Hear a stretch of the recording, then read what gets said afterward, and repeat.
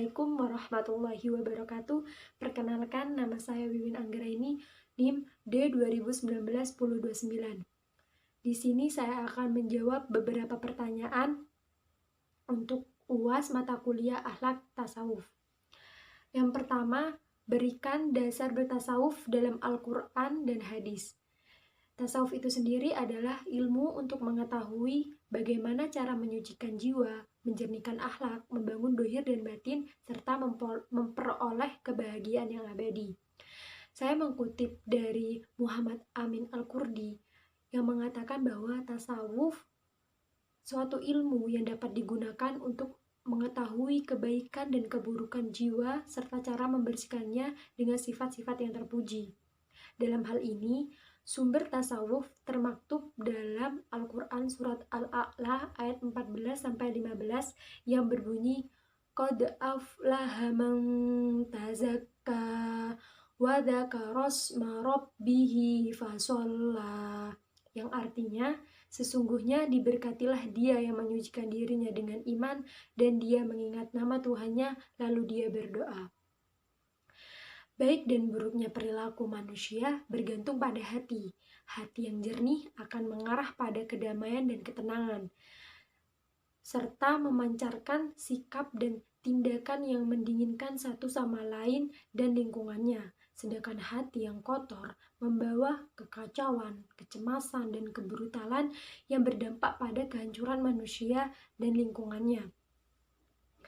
Hati yang jernih akan terwujud dalam diri manusia ketika memiliki hubungan dengan Yang Maha Kuasa.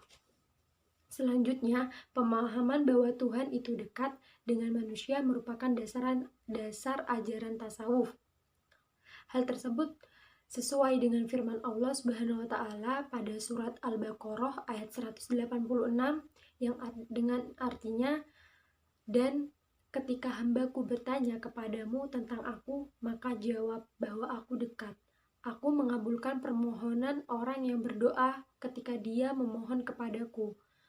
Kemudian biarkan mereka memenuhi semua perintahku, dan biarlah mereka percaya kepadaku agar mereka selalu berada dalam kebenaran. Surat Al-Baqarah ayat 186.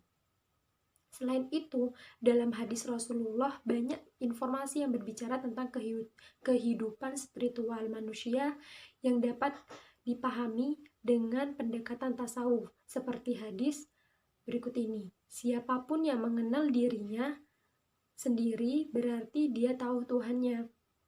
Sumber pokok ajaran Islam berupa hadis Nabi SAW dengan jelas telah memuat landasan dari tasawuf. Adapun hadis-hadis yang menunjukkan tentang pola kerohanian dalam Islam dan umumnya dinyatakan sebagai landasan ajaran tasawuf. Seperti hadis berikut, aku adalah pembendaharaan yang tersembunyi, maka aku menjadikan makhluk agar mengenalku. Pertanyaan yang kedua, jelaskan ajaran inti dan langkah-langkah dalam bertasawuf. Langkah-langkah awal dalam bertasawuf yaitu bertauhidlah dengan cara menjadikan Allah Subhanahu wa taala sebagai pihak pertama yang dikomunikasikan atas segala permasalahan seperti cobaan, kebutuhan, dan keinginan kita, termasuk atas segala kenikmatan yang telah Allah berikan dalam bentuk bersyukur.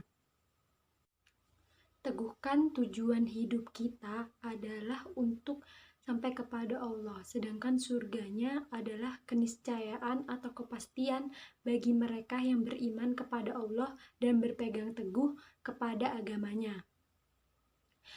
Selanjutnya, mulailah dengan pembersihan diri.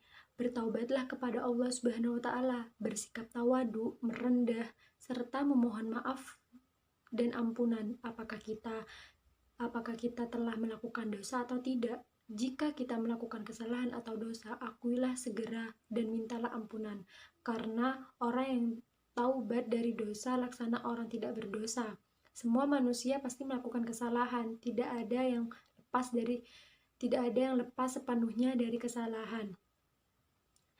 Namun yang paling penting, jagalah diri kita agar tidak terus berkubang dalam dosa. Setelah pembersihan diri dengan bertaubat, lakukanlah syahadat dengan menegakkan sholat wajib 5 waktu, zakat, puasa, dan berhaji jika mampu. Jadikan sholat wajib 5 waktu itu bukan sebuah beban, namun rasakan sebagai wujud Ar-Rahman dan Ar-Rahim. Setelah seluruh perkara yang Allah wajibkan sudah dijalankan, maka lanjutkan dengan niat doa kita untuk meraih cintanya Ar-Rahman dan Ar-Rahim dengan amalan-amalan sunnah lainnya agar kita sampai kepadanya. Jadi, ajaran inti dalam bertasawuf adalah sufisme untuk mengetahui bagaimana cara menyucikan jiwa, menjernihkan akhlak, membangun dohir dan batin, serta untuk memperoleh kebahagiaan yang abadi. Sufisme merupakan sebuah konsep dalam konsep Islam didefinisikan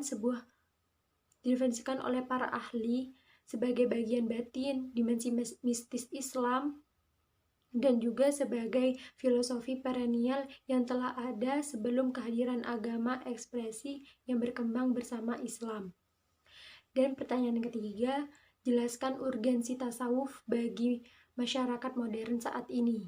Urgensi tasawuf bagi kehidupan masyarakat modern saat ini tuh sangat penting karena masyarakat telah terperangkap dalam pola pikir rasional dan mencampakkan dimensi batin hingga melahirkan gaya hidup yang materialis dan hedonis.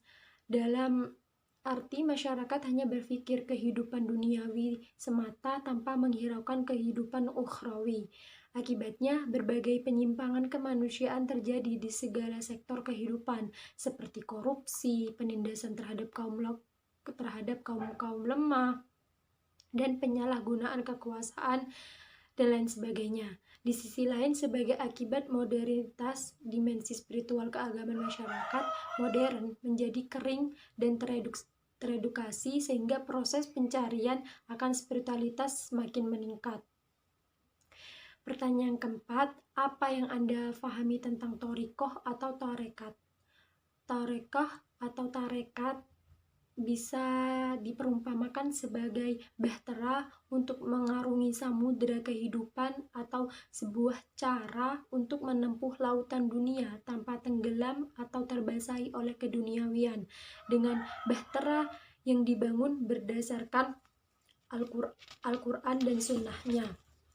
Thariqah atau tarekat sendiri artinya jalan pertaubatan untuk kembali kepada Allah melalui jalan penyucian jiwa dan penyucian hati.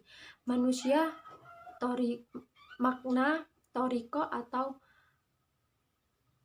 tarekat adalah jalan yang lebih abstrak, lebih halus dan mutlak, membutuhkan petunjuk arah untuk menempuhnya. Jalan syariat adalah jalan seperti di kota atau di daratan.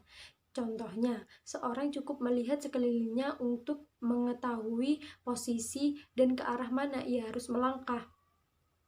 Sedangkan jalan thariqah adalah jalan yang tak terlihat seperti di lautan atau di padang pasir. Untuk mengetahui posisi dan arah, seseorang harus melihat dan memahami posisi bintang, matahari, mencermati arah angin, burung, hewan, dan sebagainya.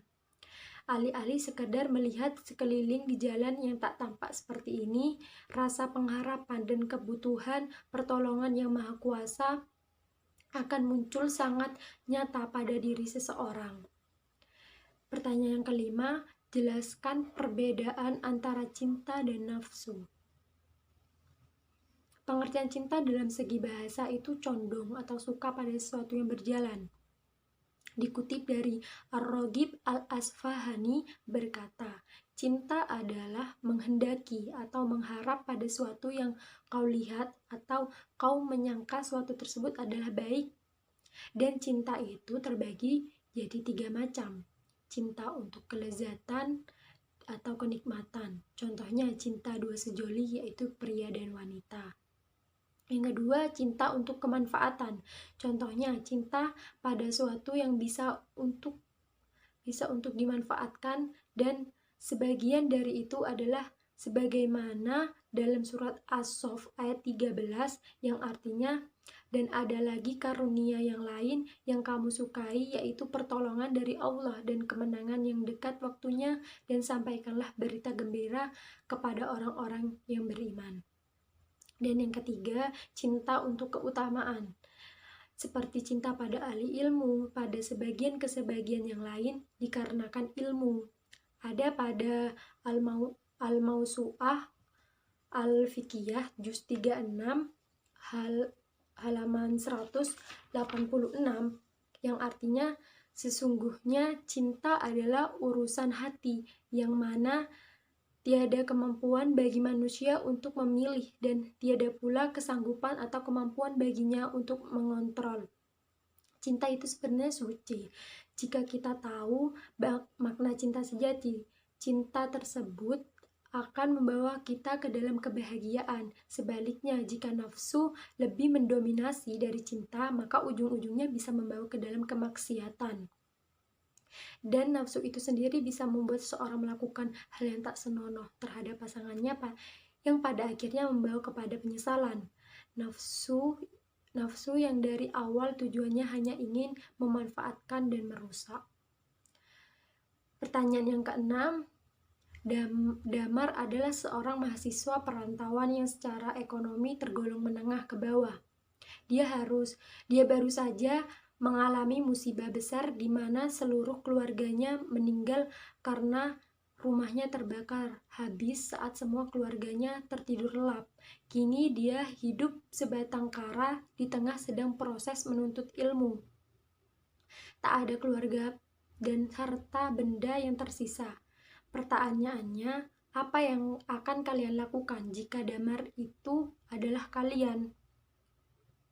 Mungkin yang pertama saya lakukan jika saya menjadi damar adalah bertawakal kepada Allah, menerima dan ikhlas atas musibah yang menimpa, bersemangat untuk melanjutkan hidup dan mencari pekerjaan untuk memenuhi kebutuhan hidup saya dan untuk melanjutkan kuliah saya. Jika mungkin cukup sekian jawaban yang bisa saya sampaikan, kurang lebihnya saya mohon maaf yang sebesar-besarnya. Wassalamualaikum warahmatullahi wabarakatuh.